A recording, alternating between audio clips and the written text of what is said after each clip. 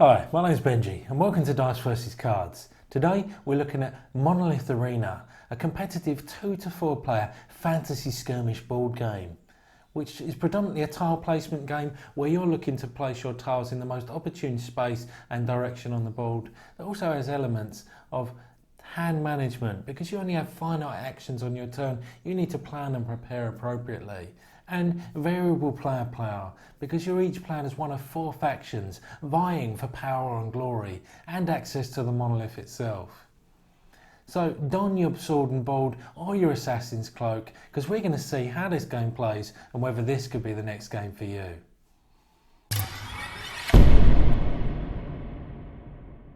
So the object of the game is for you to reduce the hit points of your opponent's banner from 20 to 0. Each player is going to take one of 4 factions and take the respective faction card, faction tiles and banner tile, which is incidentally the only tile with 2 sides. Each player is then going to take all 3 monolith tiles, however they're not used in the first game. Then you're going to randomly select the first player and that player is going to place their banner tile on an empty space on the board. And then player 2 will do the same. Now to complete setup, player 1 is going to draw the top tile of their pile and then they can either immediately play that tile, discard it or save it for a future turn. So here player 1 is going to play that tile here and we'll explain more details on these tiles in a moment. Player 2 then draws 2 tiles and has the same options. So player 2 is going to place this tile here and this one next to it. Each player on their turn is going to draw tiles until they have 3 face up in front of them. So for example, if one has been held back on a previous turn, you're only going to draw 2. Once that's done, one of these tiles then needs to be discarded of your choice. But to help us make that decision, we need to understand the 3 types of tiles that we're going to be drawing throughout the game. So here we have champion tiles, and they're going to be placed on empty spaces on the board in any orientation you like. And they're going to be dealing damage to and disrupting your opponent. These rune tiles are also placed on an empty space on the board and they're going to be giving special abilities and buffs to friendly adjacent tiles that are connected by these metal chains. Finally, we have order tiles that show a symbol on the back of a scroll, and instead of these being placed on the board, they're going to influence our champions and the like. So here we're going to decide to discard the rune tile, and then we've got these 2 available to use. So player 1 placed the champion tile here, leaving just their battle order. And as soon as a battle order tile is played, that immediately ends that player's turn and a battle commences. So battle takes place over a series of initiative phases, starting with the highest and ending with the lowest. And this is where the numbers and the middle of champion tiles become relevant, as they denote their initiative value. So starting with the champion with the highest initiative, here we have 3. And incidentally, this champion will also attack initiative 0 if it survives. So this champion is going to do 1 range damage, denoted by the 1 fireball symbol, in this direction to the nearest enemy tile. Now 1 damage is normally sufficient to defeat and discard a tile, so we're going to remove this rune. We then move to initiative 2, and this champion is going to do 1 damage to the opposing banner, and you'll move the token down on the hit point track accordingly. Moving then to initiative 1, player 2's champion is going to get their own back by doing 2 range damage in this direction to the nearest enemy tile. However, the second damage will not spill over to the next champion because this tile will not be removed until the end of this initiative step. We then move to initiative 0, and here we see that we have 3 tiles that are able to attack. And although they're resolved simultaneously, you just need to ensure that each champion or banner gets to attack before they're defeated. So here, this champion is going to do 1 range damage to this enemy tile, which, unlike normal, is not going to be sufficient to kill this because it has a toughness feature in the middle, denoted by the shield with the blue background. And this means they're going to be able to take 1 wound before they're finally defeated.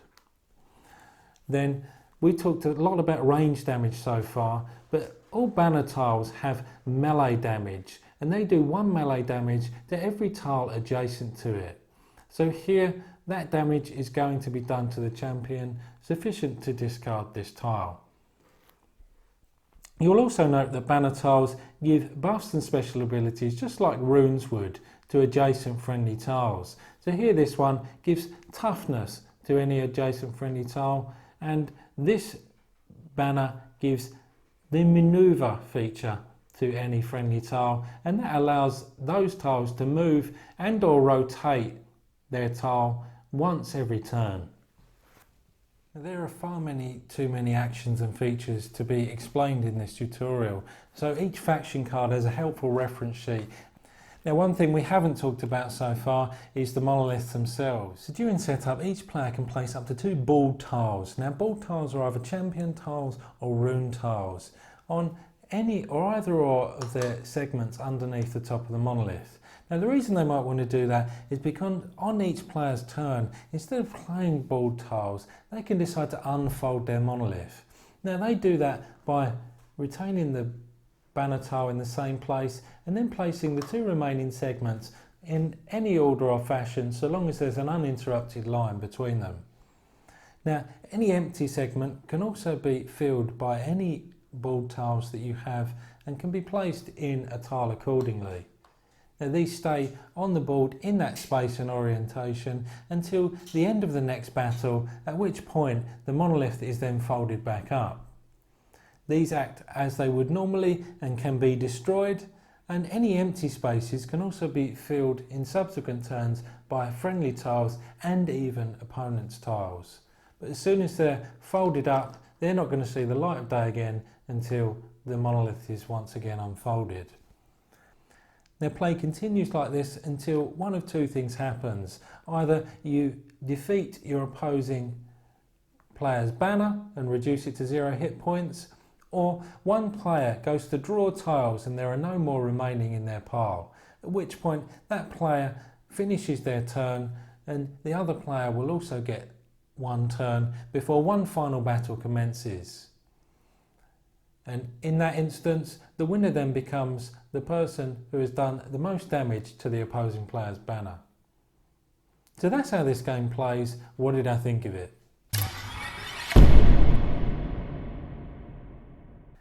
So who is this game for? Well, at a glance, this is light to medium weight because it's easy to learn and get to the table.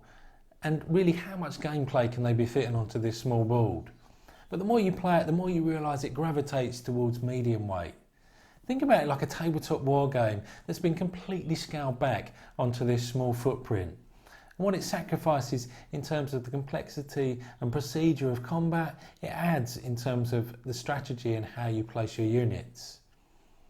So this is actually a reskin of another game called Neuroshima Hex, and all this has done is really add it a fantasy theme and a few minor tweaks. So you might want to consider this if you liked Maelstrom, published by Fantasy Flight Games, because both that and this game have hexes. You also might want to consider this if you liked Summoner Wars, published by Plaid Hat Games, because this has a similar way of making sure you're lining up and placing your units in the most efficient manner. So in terms of gameplay, well, this one has a lot going for it. It's a deceptively strategic game, and it's a testament to its quality how much it managed to cram into this small package. Now, each and every time I play this, I get that sense and that feel in many ways of playing chess, because you're always jockeying for position on finite spaces, and any small mistake can tend to lead to a major advantage for your opponent. Now, on the flip side to that, many of your turns, you'll gain great confidence from playing balled tiles and having orders in hand, where you can almost silently look across to your opponent and say, I'm going to savagely beat you in the next battle. However, your opponent invariably has the ability to say, and either take actions that allow them to mitigate a lot of what you've done or turn the tides in their favour. So the variable player power on offer in terms of the 4 factions that come with the game offer their own different types of play styles, strengths and weaknesses. However, a minor niggle is I'd always like to see those play styles be more explicit in terms of the new player experience by means of either having some bullet points or even just adding it into the fluff for each faction.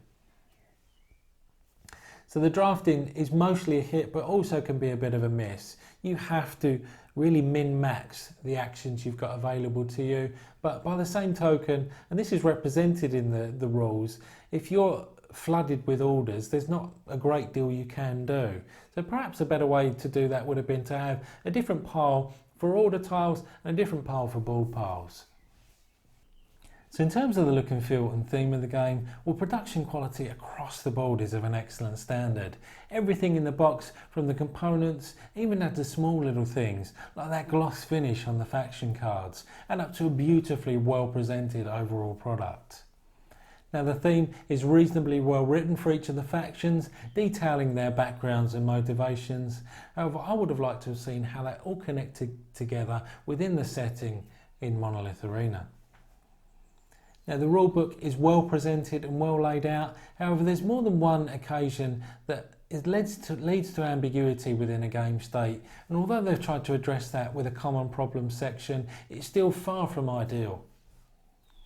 So with all that being said, Dice vs Cards are going to give a final score of 8 out of 10 to a game that really does scale down that tabletop war game feel without sacrificing any strategy. And it's a game that I can heartily recommend to you all.